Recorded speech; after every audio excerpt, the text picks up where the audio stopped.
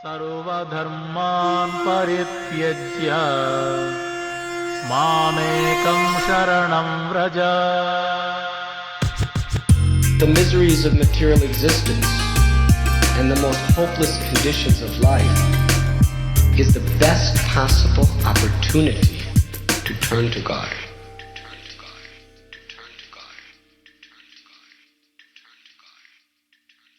Barerupa Bhakti presents The Gift of Desperation, a Bhakti recovery podcast. This is a 12-step based Bhakti-oriented space.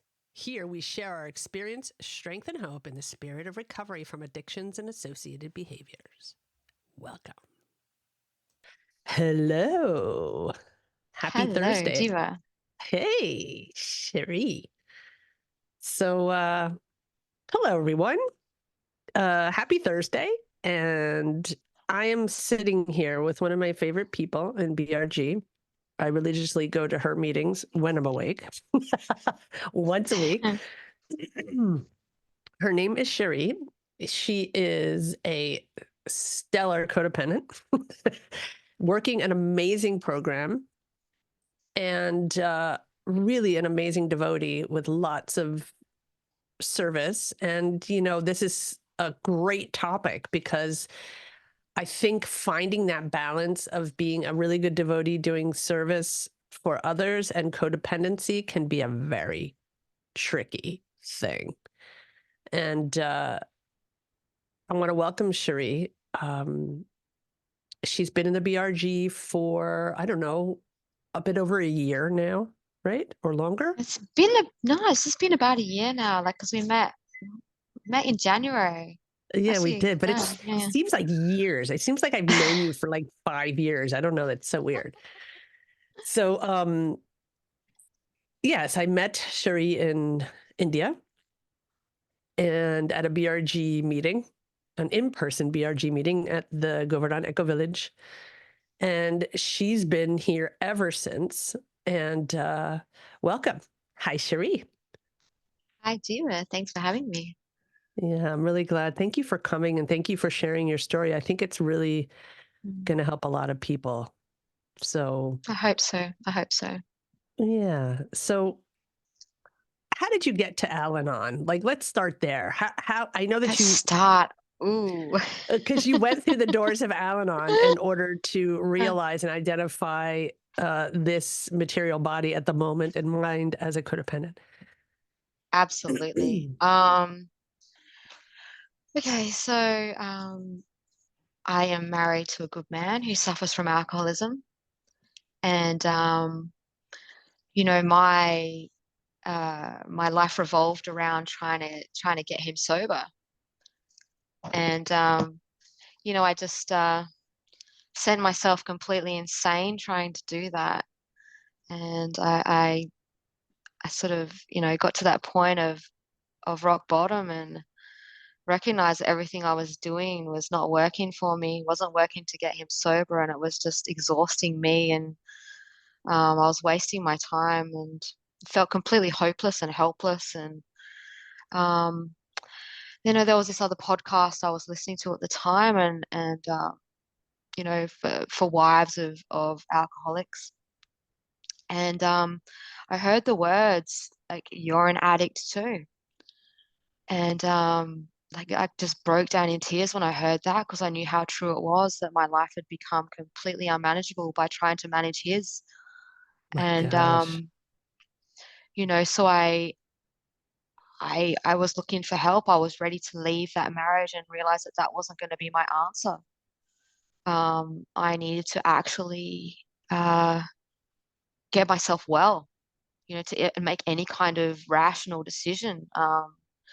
You know, and learning about my situation, I made the right choice, because I knew that had I left that and got some relief just from that separation, I would have gone into, you know, another relationship.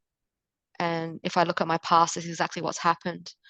With someone with similar kind of difficulties in managing their situation. So yeah, that's how I came to Al-Anon. And learned a bit about codependency through that and recognized that that was really my issue. And yeah, so that's where I sort of came from, where it all sort of started.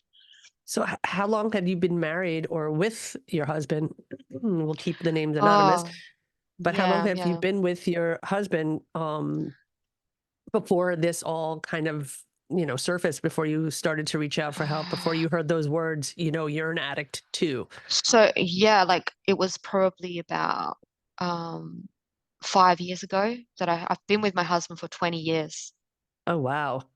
Yeah, Wow. yeah. So like 5 years ago, I heard those words, and I started getting serious about working on me rather than trying to work on him. Now, was he in recovery at the time, or had he not been in recovery, or was he just Not, exploring, or how was that? yeah, exploring. It wasn't a serious thing for him. Yeah. He was going to meetings but not working the steps. But was White he knuckling sober? it. No. For the Okay. most part, no. He got nearly a year of sobriety, which gave me hope, and that kind of made me think that, also made me back off on my own recovery a bit, thinking that things were getting better and I didn't really need to do anything. Um, but yeah, then when the relapse happened, that's when I got really seriously into this. So yeah, So so in a that was way, probably, yeah, his relapse was a gift to you. absolutely it was. And I think now that I view this situation of my marriage to someone who suffers from addiction as being this beautiful gift that has been given to me, because it's like codependency is such a subtle addiction. I could have gone through my life not really recognizing that that's where my discomfort was coming from, that's why I Mm. didn't feel comfortable in my own skin. But I was very much pushed to that breaking point by being in this relationship. And so, I look at all of these difficulties that I've had through that. And I'm so thankful that that has been given to me in my life to help me recognize the where I actually have control over any given situation, and how to, how Where that you're I need to powerless do the but not work. helpless, right? Powerless but not Exactly, helpless. exactly. Yeah, Mm. true. So, Sheree, let me ask you, how did it look for you? How did your codependency look? Because I think a lot of people have a hard time defining codependency, and for me to ask you, what is codependency, I always find that a very Mm, strange question. It's a huge question, so I'm just going to ask for your experience with codependency. How did that look for you? What were your struggles? What was a daily struggle? What was, like, just name a day, any, XYZ day, and say this is, or whatever, however you want to explain that. yeah, absolutely. Yeah, I know codependency, it can look so, it's so diverse. Again, like, Yes. apart from being very subtle, it's so diverse in the way that it manifests. Completely two ends of a spectrum. For Right. me, so for me, like, people pleasing is generally a very common thing, and that was certainly the case for me. The people pleasing manifested in me, and that from the outside, I looked like I was a very caring and generous and But giving you are. person. You are. You are. Yeah, but the thing is, like, now I've checked my intention for that. That's actually the case. The thing was, underneath all of that outside looking, the way that I looked and showed myself to the world was not my inner experience. My outer experience did not match my inner Wow. experience, and so there lies the discomfort. Because I was going about doing, like, I've described my codependency so often to people as, I lost myself in the doing and being of all things for others. You know, I didn't even know who I was anymore. I was just whoever they wanted me to be. And what were you Um, getting from that? What was it, the inside? Because you said it doesn't match. So mm, what yeah, on the so inside, what were you getting? What were the things that you were getting for that? Because we do something to get something, mm, right? So exactly. It's you talked about addiction. validation. Yeah, Yeah. yeah. So Okay. validation that I was worthy of love, that I was worth, spending time with, that I was enough as I was. Um, I like growing up, like, because this is obviously where codependency sort of stems in like our childhood experience. So growing up, I learned that I was validated for doing. You know, I was the good child, I was the good daughter, I was the good sister. You know, everyone was always sort of looking at me and pointing at me as the example of how to behave, or, you know, Mm. I was always validated for the hard work that I did. And so, you know, like I got out of that experience. I brought into my adult life that, you know, if I just tried harder, if I did more, if I just was more, then you know, I would be appreciated. I would be worthy of being loved.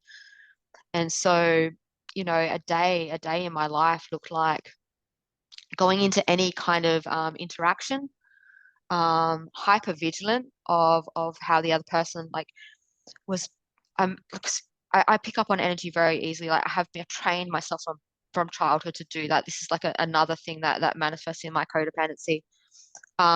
Very empathetic. So I take on the visual cues, the energy of people, and I just so going into any given situation, I would wear whatever mask kind of suited that.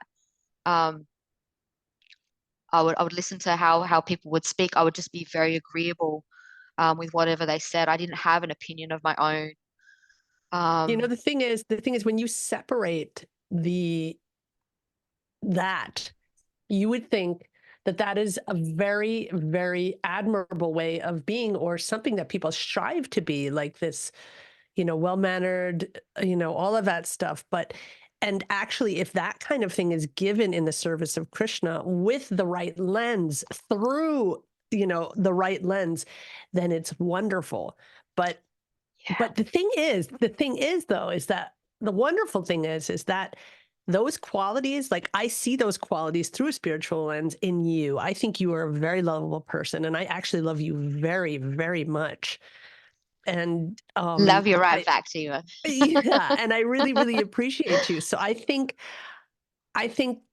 the process of all of this. Sorry, I didn't want to interrupt your role here, but I just had to say Mm, something. Like, I think your process of taking that energy, like you said, in that regular day, trying to people please, and taking the temperature of the room and all of that stuff, um, can be a superpower if trained in ah. the right direction, Absolutely. Like these things right? this is one of the things that I have learned through my recovery, is like these things that I saw as less desirable in myself were just things that I was not using properly.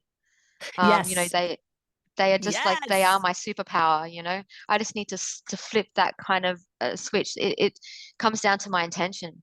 Like, you know, Absolutely. Wonderful. Beautiful.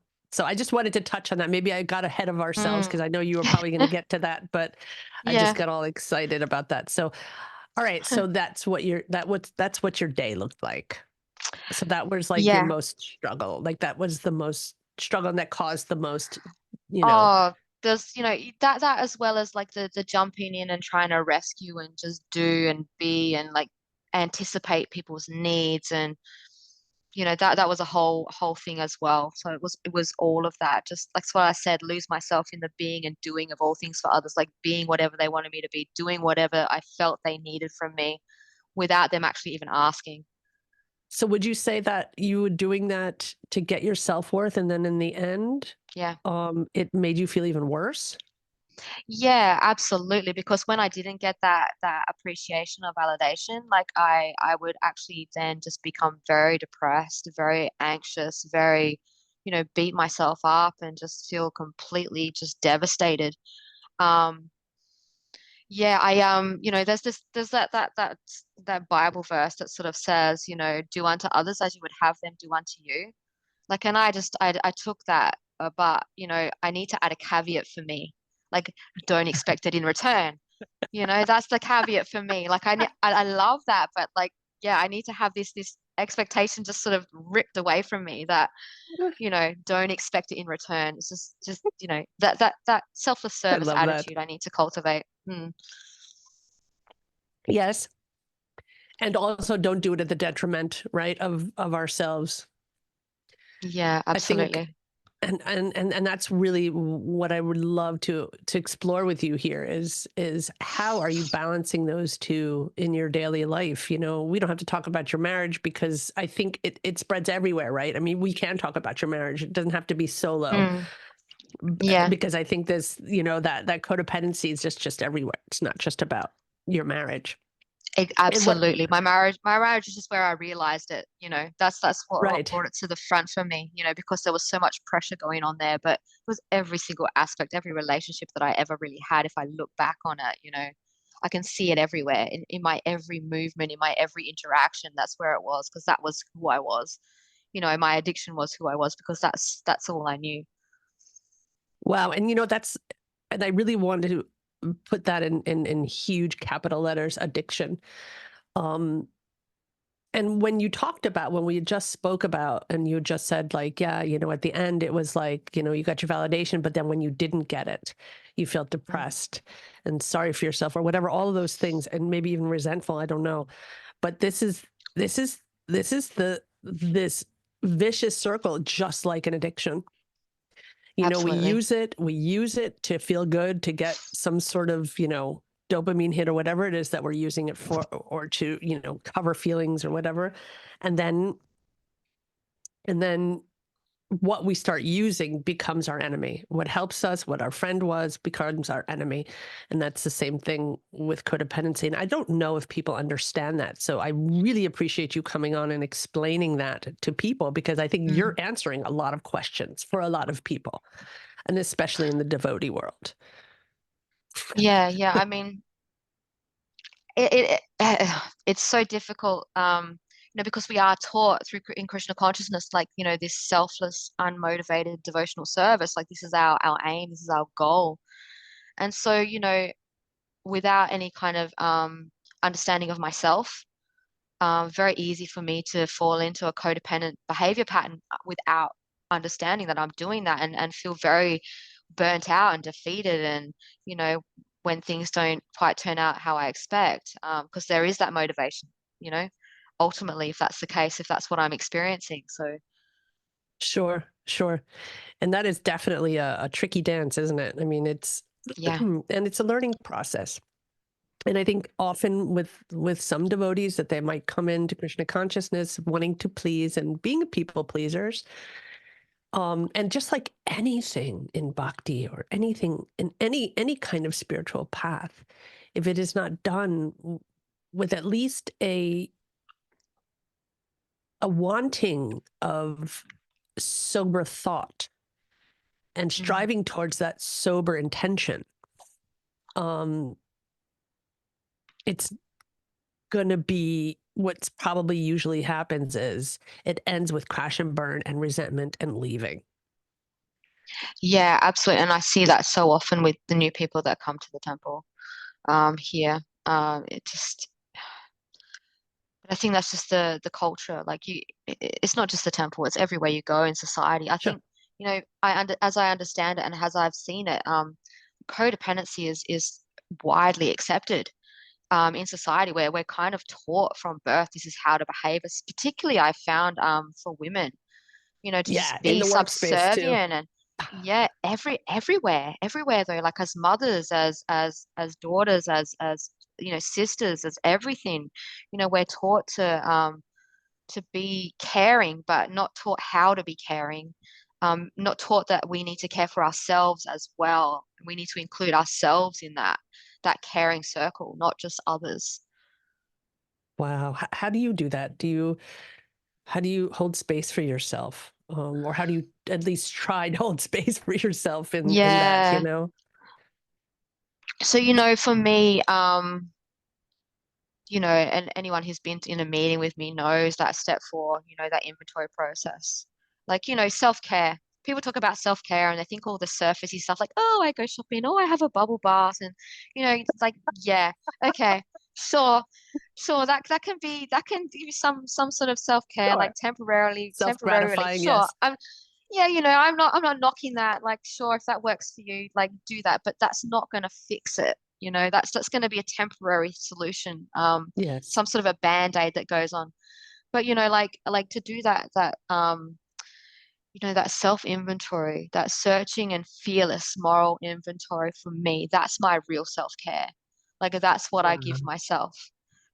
So in these moments of difficulty when I'm struggling, I know I need to slow down, step back. Sometimes I just need to take a couple weeks back from, like, for me, and just really, like, work out what's going on. Because, it's very easy for me to fall into the busyness of things and just lose myself in that.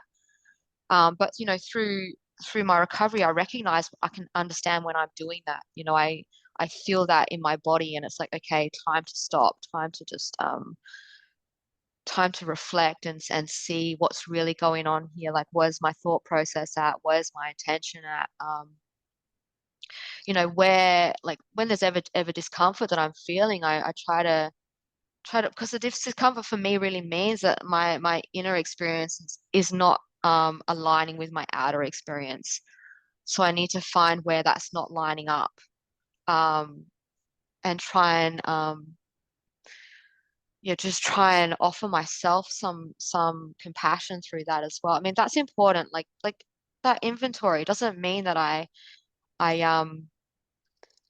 pity or berate myself for not living up to my expectations. I need to do this with some grace, some mercy, some compassion for myself. Like, for me, compassion was the key to my recovery.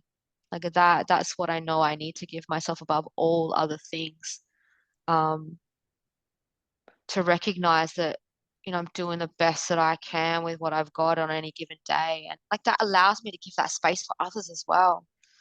So I'm not taking things quite so hard, so personally, when it does not quite work out the way that I expect. So Wow. So let me ask you, how does that correlate with your Krishna consciousness? How do you bring those two, like, when you're in a situation where, okay, so let's say you're in a situation where where you've gone home and you realized, oh, something just wasn't right. I was at the temple, or I was, whatever, I was shopping, or I was having a husband, whatever it was that you were doing. mm. Something that I was doing is not right. Now, how do you see that through, bring together the 12 steps and Krishna consciousness? How does that work for you? I mean, I don't know if you have to bring it together, or does it automatically come together? Is it so ingrained in your daily life now that it's just together? And how does it look? Do you get the Yeah, question? Was that so too many questions at once? yeah, no, I think I'm gonna try and figure this out. Um, Figure it out for so me like a good codependent. try and figure it out. Yeah.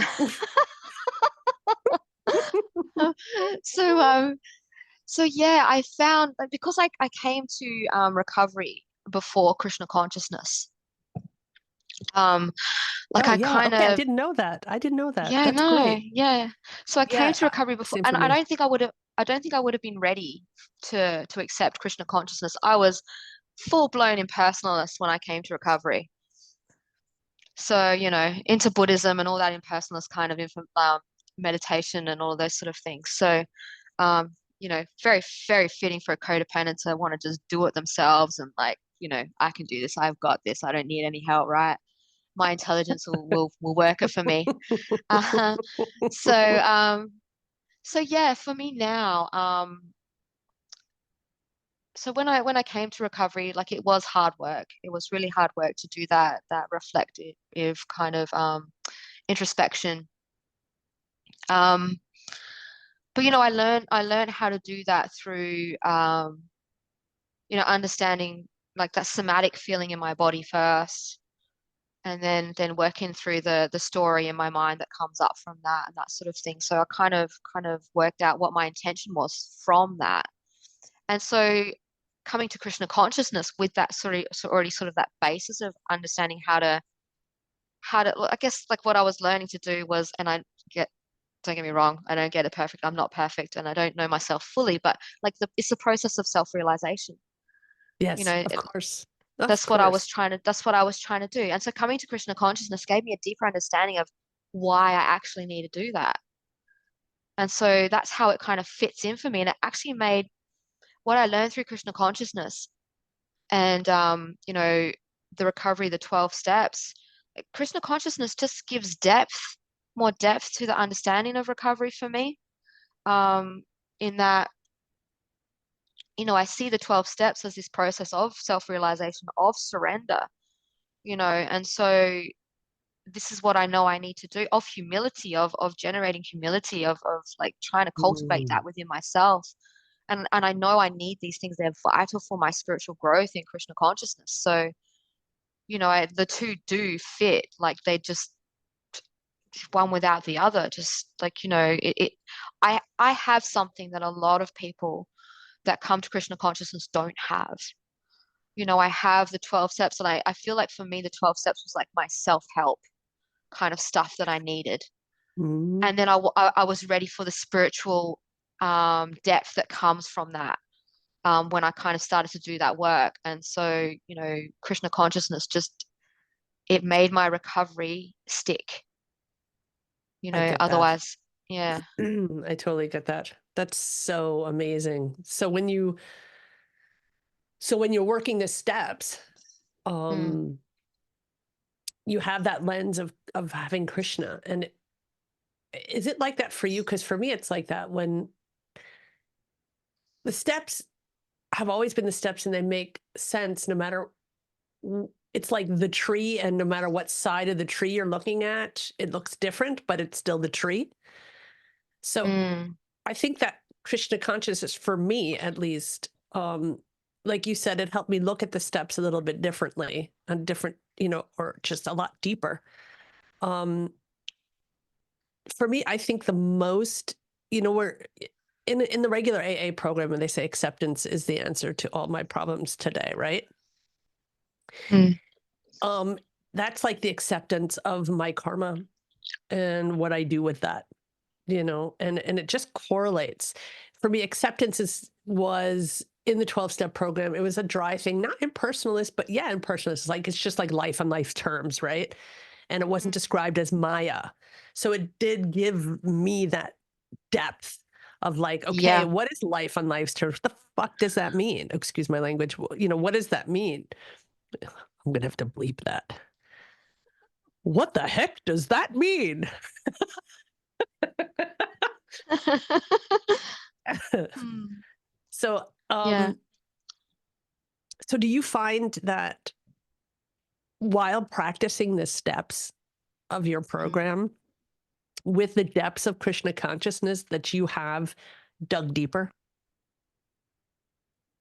Yeah, absolutely. Like a particularly, Have a bigger you know, understanding? yeah, a bigger understanding of it. It makes it all make sense. Otherwise I'm just still feeling like I'm doing it, like the steps for me felt Mm, like I was still just the one doing it, there was not much surrender going on there. Um, I often think of, that serenity prayer that we say at the beginning of the meetings. mhm. I often refer to that when I'm speaking to my sponsees. Um, so many of my thoughts go to that because it does come down to that surrender, and understanding where that needs to be. And I was speaking the other day to someone about this, knowing where my endeavor needs to finish and where I need to actually rely on Krishna's mercy to pick up the rest. Yeah, Like there's the balance. There's me, just where's that moment I need to just surrender and say, okay, I've done what I can do. I've changed what I can actually change. Um, you know, and now I like, through the process of recovery, yes, I have gained that little bit of wisdom to understand where that actually is, where that space is, where I kind of need to go, okay, Krishna, the rest is yours because it's out of my control. I've yeah. changed my response. I've changed how I can respond and react to something. And after that, the rest is yours. Like, I don't know what's going to happen. That's so important. And it's like the crux of surrender, the crux of Krishna consciousness, actually, and the crux of the program. And to be like, my motto is Krishna will move mountains, but I better bring a shovel. So Oh, yeah, so it's, and, we do the footwork, and, the results are up to Krishna. The results are up to Krishna. absolutely. And, Absolutely. the fruits of our works are up to a power greater than ourselves. This is, speaking with you is it's so great because it's so I think this is really the first time that I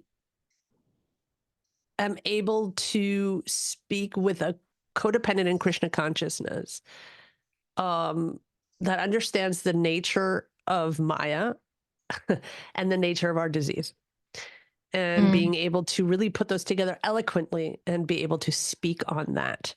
And I think that is so important, really so important. Yeah, like it's not easy to get clarity. Like it takes a lot of work to understand where I'm at. Um, a lot of self-acceptance. I mean, that's the key as well. Self-acceptance. Like as a codependent, I'm so wanting others to accept me, but what I really am asking is for me to accept myself. Is there And anything that you do to help that along?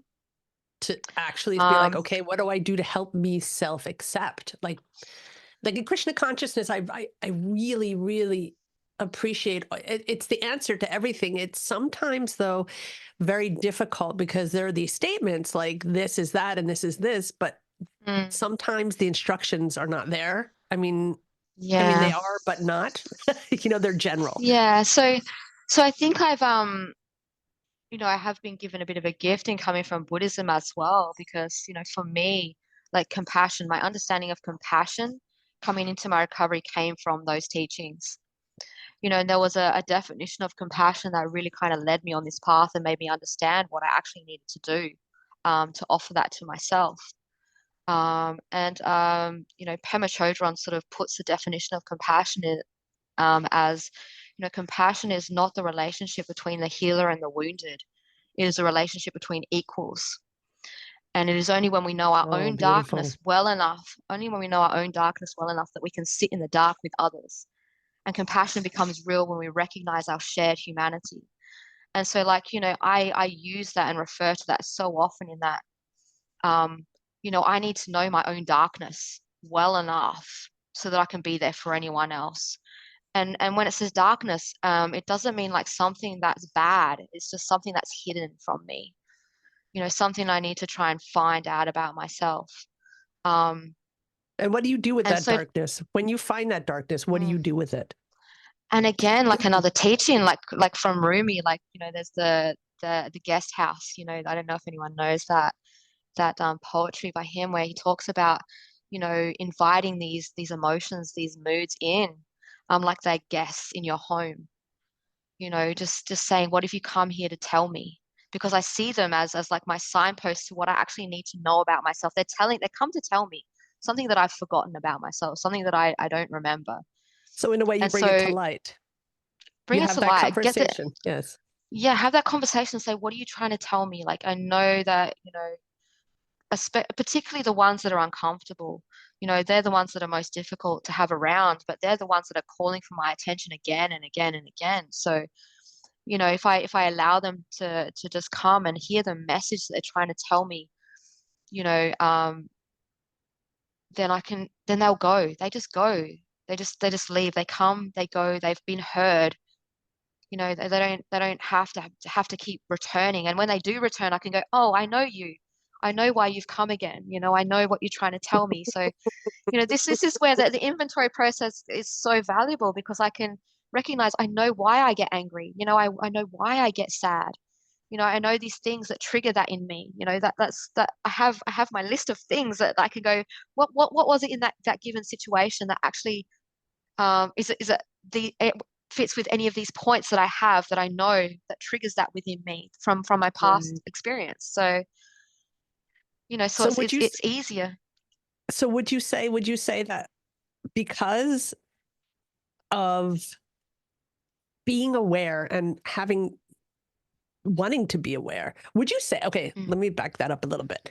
Would you say that people who, like, I notice a lot of people will just brush stuff under the carpet.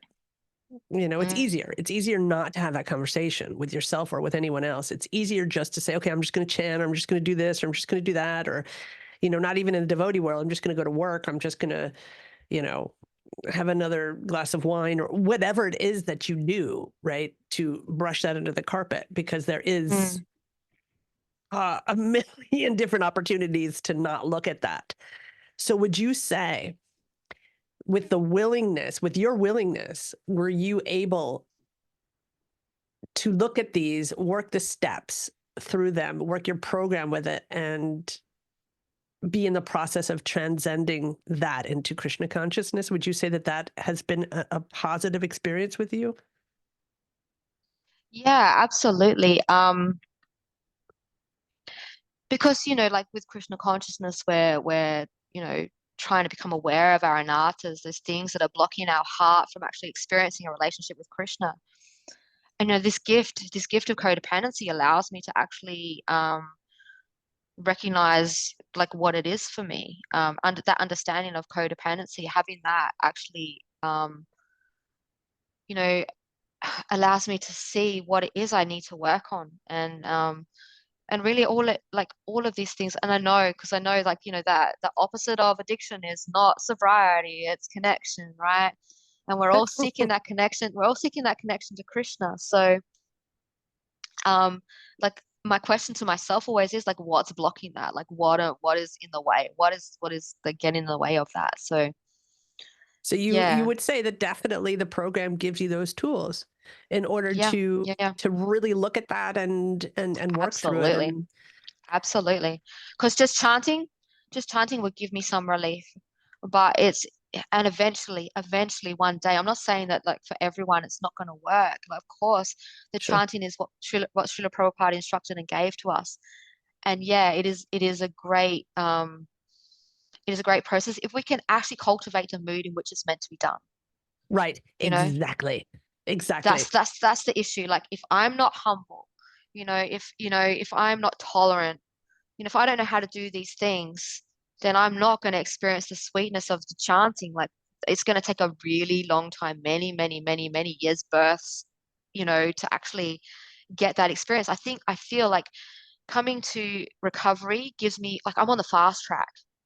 I'm on the Yeah. fast track to Krishna consciousness because I'm making that extra endeavor in my material kind of subtle body experience to Mm. kind of detach from that, like to really like, because Guruva always says, that like his definition of yoga, um, yoga is a practice that empowers one to overcome the obstacle of the mind for the purpose of the self experiencing its own true nature. And so that's Mm. exactly what we're doing through the 12 steps. Like, you Absolutely. know, we're coming to understand our true nature, and our true nature is that servant of Krishna. So, Yeah, and let's like rewind back to that magic superpower. So ah, just like you said now with the how we chant, the mood of which we should be, which is intended to chant, mm, the mood of which is intended to serve devotees, right? It's not the mood of codependency. It is the mood of being in the process of being self-realized. Um, absolutely. and all of these things belong in that, under that umbrella. And I Mm, think that that's such a powerful statement, because I think often people say, I'm just going to chant, I'm just going to chant, especially people who don't have a program, or uh, beginners in bhakti. I found it very difficult to grasp any kind of hands-on uh, detailed instruction. It was just like, okay, read the Bhagavad Gita, and then we have the Bhagavatam, and then we have all these books, and the Prabhupada said this, and it's just a large amount of information. And for someone like me, mm, who's highly dyslexic and highly, I need real simple black and white stuff in front of me. Just do this and do that. But when I do that, a million questions open. So the program mm, has given me such a compact way of doing that, and it enlarges with Krishna consciousness. So yeah, that's all I mm. just wanted to say. So your Yeah. mood of being the servant of the servant of the servant, Mm, you're transitioning that from codependency to Krishna consciousness. absolutely. And I see like it is such a gift to have codependency for that, because it's only a slight switch of intention that allows me to do that. I already have this nature of wanting to give and be and do all these things Yes. for other people's you know to relieve their distress. I already have that desire. It's just my Yes. intention that was missing. That's the only thing I need to change. So I'm already kind of halfway there, you Right. know? So Right. I see it as such a gift. Oh, I do too. And I see you as such a gift, you're all the way in Australia. So I think a lot of people in the States can attend your meetings. Is your meetings on Tuesday or Mm. Thursday? Thursday's my meeting. Thursdays. Yeah, Yeah. yeah, yeah. Well, because we both go to the Tuesdays and Thursdays. Yeah, That's and sometimes I host the Tuesday as well. It depends, yeah. just depends. So I have to tell you, it's always been so nice every day to tune, every Tuesday and Thursday to tune in and, jump on a meeting and have you there. You're very, very inspiring to my recovery. And I'm so happy that that you're a part of the community, of the whole Bhakti Yeah. recovery community, and that you have such strong recovery. It's invaluable. So Thank you, thank Jiva. you. Thank you. Like honestly, I thank you because when I met you in January of last year, um, I didn't have any way of really offering too much service, and service is such an important part of maintaining recovery. Yeah. So important, that's huge. And so I was looking for that. I really was. And so coming to meet you in GV and you asking me and offering me this service of hosting a codependence meeting, like this was just like a gift given to me, to be able to one, serve devotees, but also have this opportunity to maintain my recovery by offering that service to others. This is truly amazing. And I'm glad. I mean, that was definitely Krishna's arrangement. Because when I met you, I just knew that you had very solid recovery, which doesn't mean that, that I saw you as this perfect person. I Mm, saw you as somebody who works a program. And that's mm, all. Like, I appreciate anyone working a program, no matter what that program is, but I saw you working a program. I saw your pure intentions.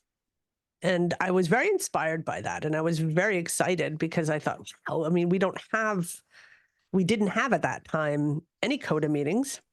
Or did we? Did we mm. have a CODA meeting? I don't know. There might have been one in America in that Yeah, time like a zone, but yeah, California, yeah, but it's something also never the time crazy for time me. zone. Yeah, yeah. Mm, Yeah, thanks so much.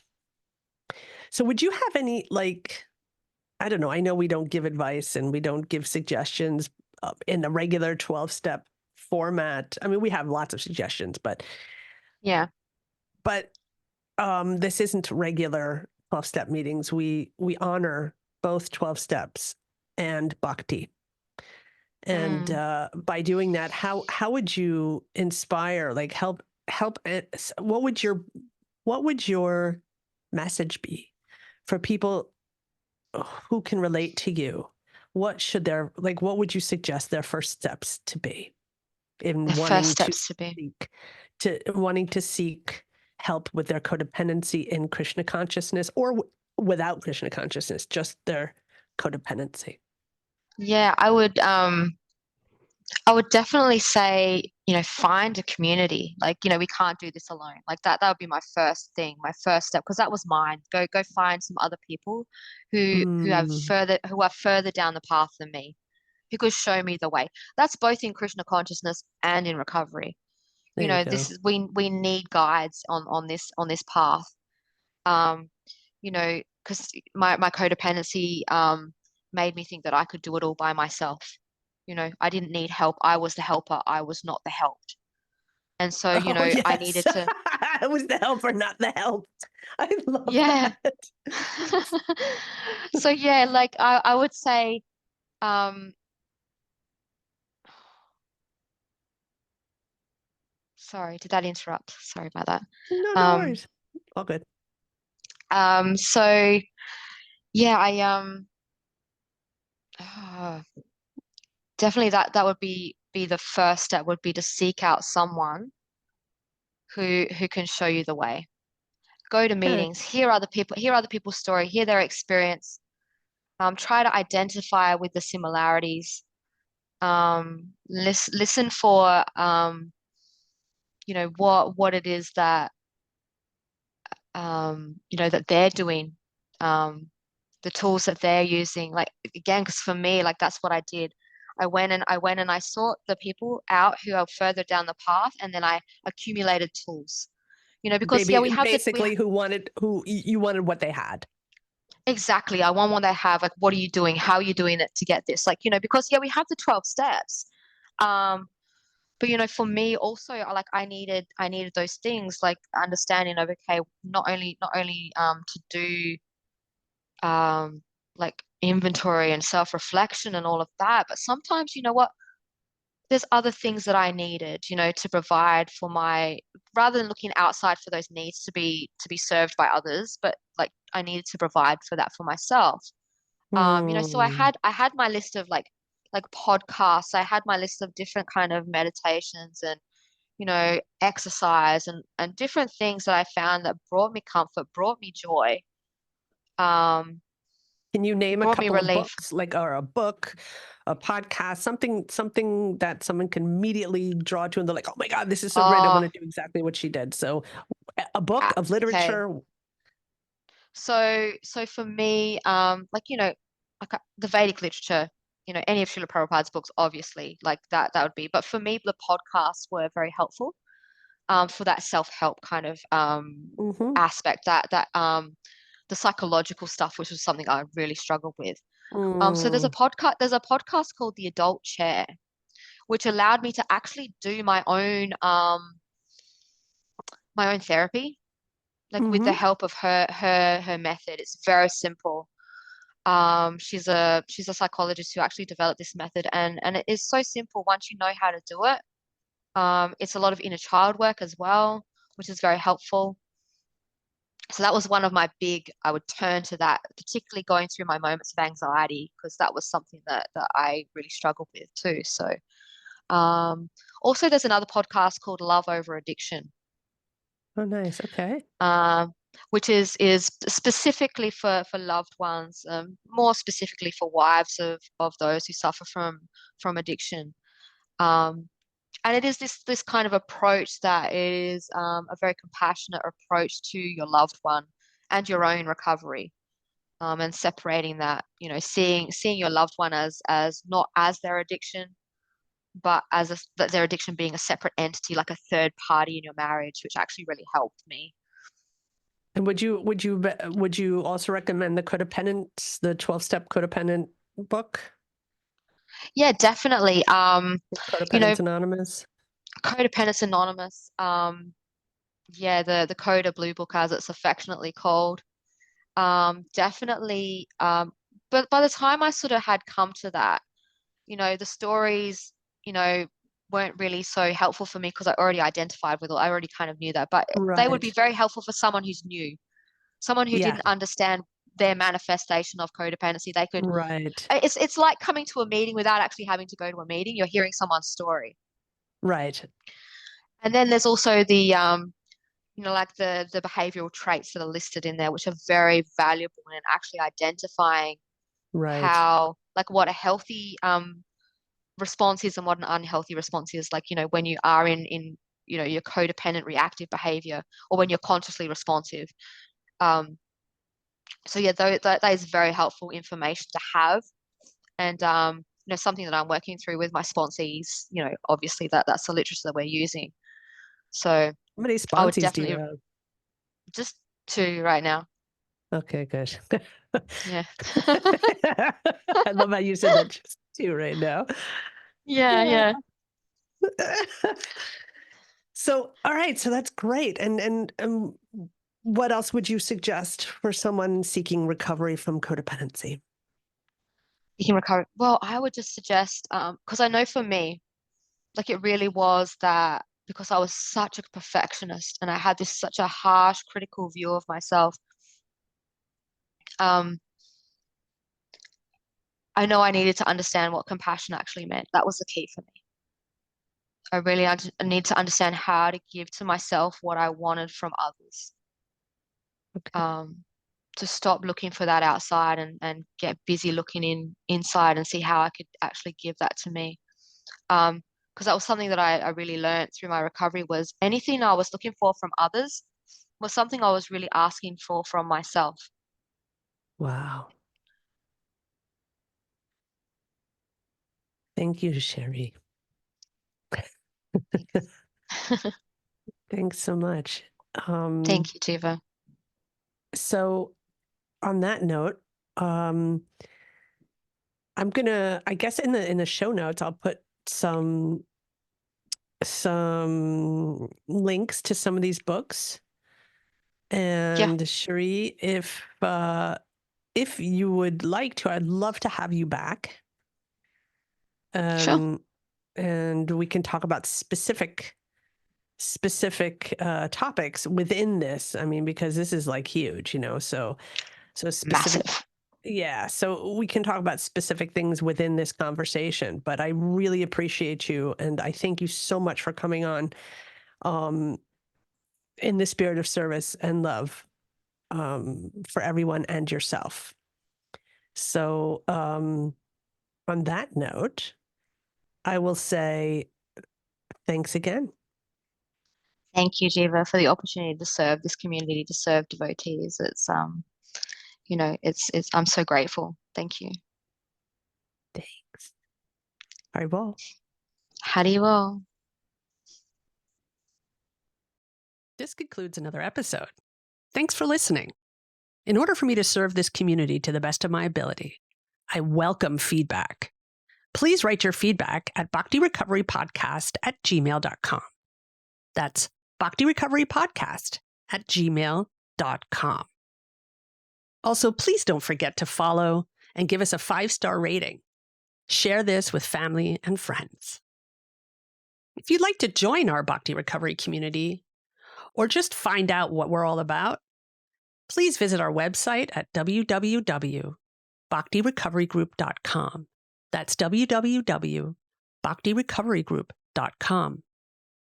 There are no dues or fees, and we meet daily. If you or someone you know is struggling with addictions and/or associated behaviors, you will find links in our show notes to various 12-step programs. Nobody seeking recovery need ever be alone again. सर्वधर्मान् परित्यज्य मामेकं शरणं Vraj. The miseries of material existence and the most hopeless conditions of life is the best possible opportunity to turn to God.